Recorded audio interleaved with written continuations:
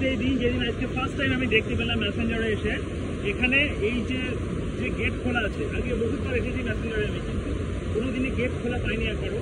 এই first time পেলাম যেখানে ম্যাসেঞ্জারে গেট খোলা পেলাম, বাট একটাই গেট। বাট এই গেট খোলা দেখার জন্য অনেক মানুষের ভিড় জমেছে এখানে। এদিকে দেখাতে পারো, ওইদিকে দেখাও।